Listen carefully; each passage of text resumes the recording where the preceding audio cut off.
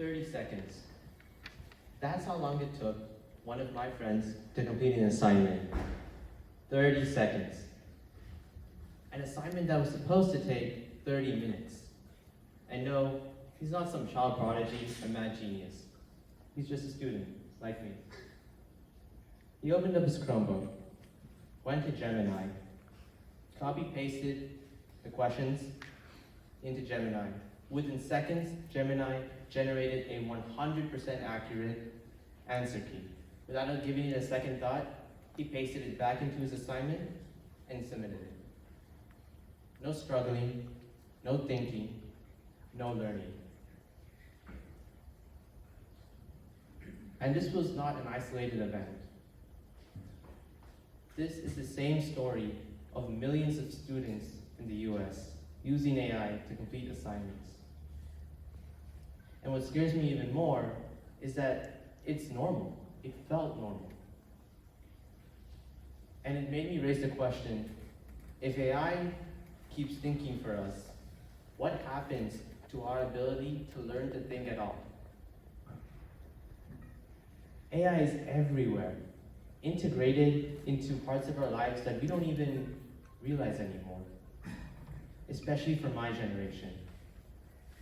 It's in TikTok and YouTube, recommending what we watch, in AI chatbots, which are in hundreds upon hundreds of websites, helping customers and users determine where they go next and answering their questions, and even in our messages that we text to our loved ones and friends through AI predictive texting. It's shaping what we see, what we think, and even what we believe. But to understand why this matters, we have to take a step back and understand what exactly is AI. So I want to take a pause here, and can we have a quick raise of hands? How many of you have used AI? At least once. I want you to look around the room and see how many people have raised their hands. Mostly all of you, right? We've all used AI at least once in our lives. And this shows that it has a really big impact on a lot of us. But what is it? AI, or artificial intelligence, it's not magic.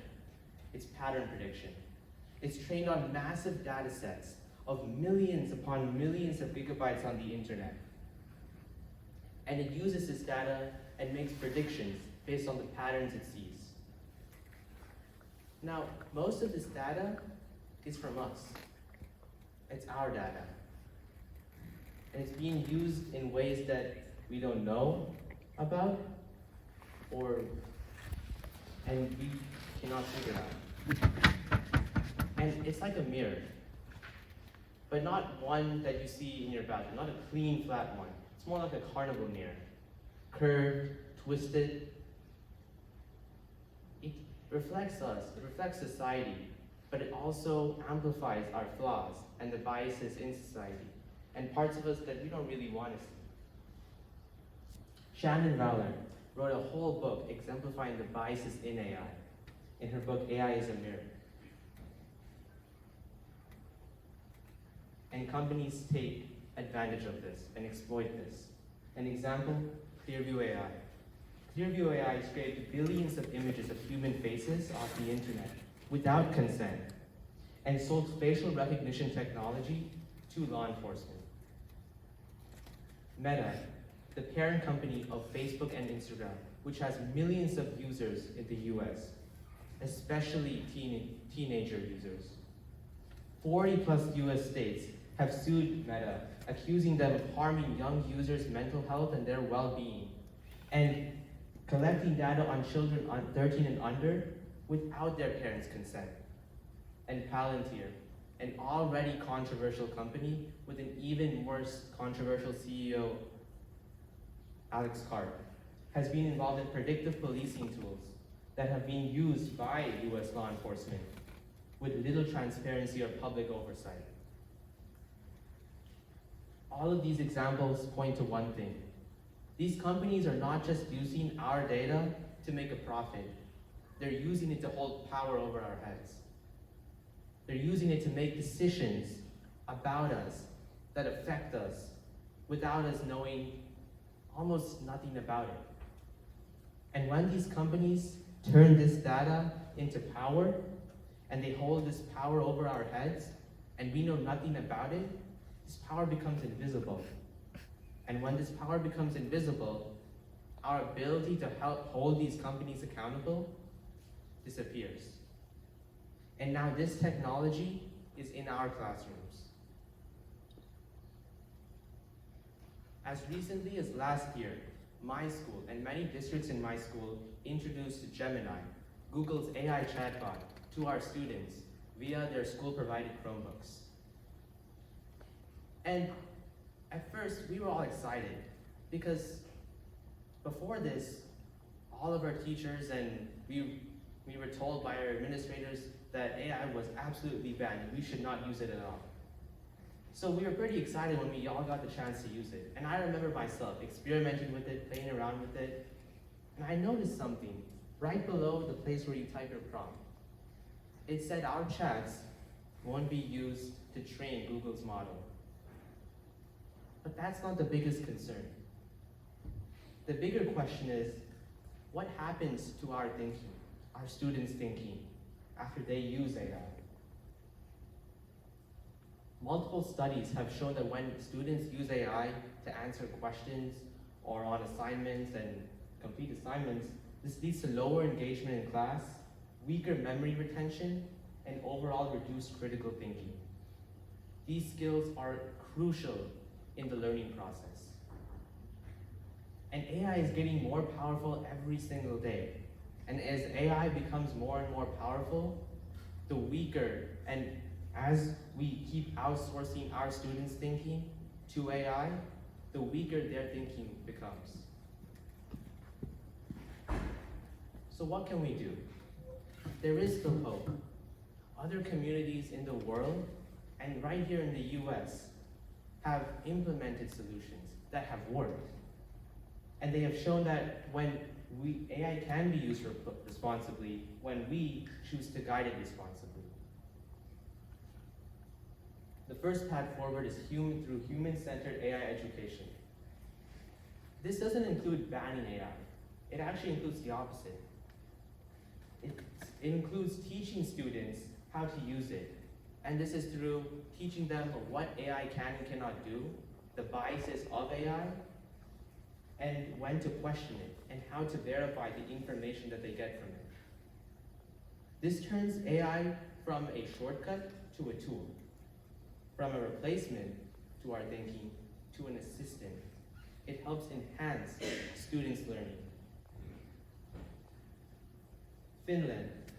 Finland is one of the countries that has one of the top education systems in the whole world.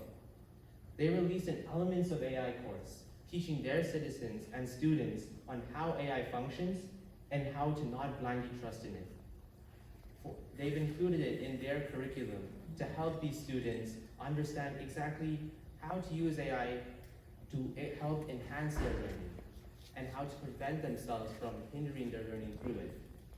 And coming back to the US, New York City, which originally blocked students from using AI and ChatGPT, have recently made an AI policy lab, where they have many experts experimenting how they can implement AI into their education system in a safe and ethical way for K-12 students. AI should help strengthen our thinking, strengthen our students' thinking, not replace it. The second path forward is through corporate accountability and transparency. People have a right to know how their data is used. As you saw through the examples, the public and many communities have little to no idea how their data is being used, especially in surveillance AI technologies. We have a right to know what's going to happen to the data that is collected by these companies and how they use it. And independent audits from actual AI experts ensure fairness. Audits are tests done by these experts to make sure that the AI systems used by these companies are fair and just. And right now, many companies do their own audits. That's like grading your own test. And finally, people whose lives are affected by these algorithmic decisions that AI makes have a right to understand, question, and challenge these decisions. This doesn't stop innovation. It ensures responsibility and holds these companies accountable for what they are doing to our data. My generation is one of the first generations to ever grow up with AI, and we won't be the last. It's our choice on what path we take. Will we choose to continue to let our students hinder their education through AI, or will we choose to help them learn on how they can use AI to enhance their learning process, and they can learn fast and how they can learn faster with AI? Will we choose to let companies handle our data in ways we don't know? And many of these companies and their leaders are strangers to us, and they don't always have or share the best interests of us. They want profit. Or will we choose to hold these companies accountable, make sure that we know as people, as communities, what exactly happens to our data and how it's used? And when these companies make mistakes, we get to hold them accountable. The future isn't automated. It's chosen by people like me and you. Fortunately, we live in a country with a democracy, where the power is with us, the people. Now recently, many people have questioned that democracy. Honestly, I have too. But the fact still remains that as people, we have the power. And if we make a stand, if we rally, we can make changes not only to our community, but other communities around us. Our future is chosen by people like me and you.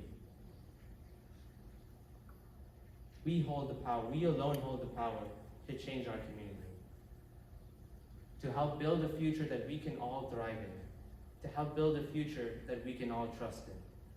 Thank you very much.